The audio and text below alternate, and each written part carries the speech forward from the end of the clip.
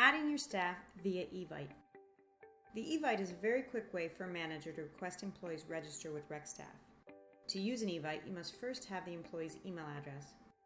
In this tutorial, we'll look at both the manager's creation of the evite and the employee's registration from it. Let's send an evite now.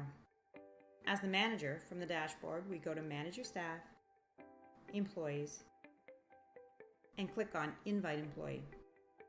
Now you just populate the fields: the employee type, first name, last name, email address, and primary and secondary roles. You check the toggle box at the bottom if this employee is allowed to edit their roles at sign up. Then you send the evite. This generates an email which is sent to the employee. Now let's put on our employee's hat to go through the registration process. So I've received the email, and inside is a link that I, as the employee, click on, and it brings me to a RecStaff wizard, which will take me through the registration process.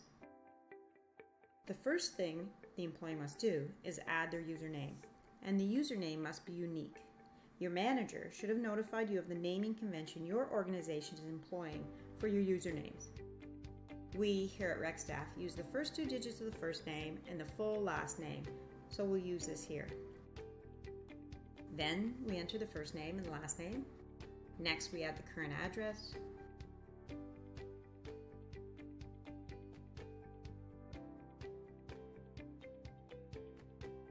Then the phone numbers, work, home, and mobile. You'll note the asterisk beside the fields that are mandatory. Then we enter our password twice and hit Next. This brings us to the employee roles. If you remember, when the manager created the evite, there was a toggle box that allowed the employee to edit their primary and secondary role, and you do this here. Next up is facilities. If you have more than one facility, then you add your primary facility, and then your secondary facility is where you can also work.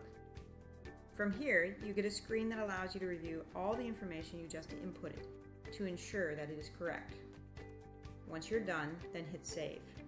This creates the employee record, and now your account is active, and you're taken to your dashboard where you would start using the system by changing your availability if your organization requires you to.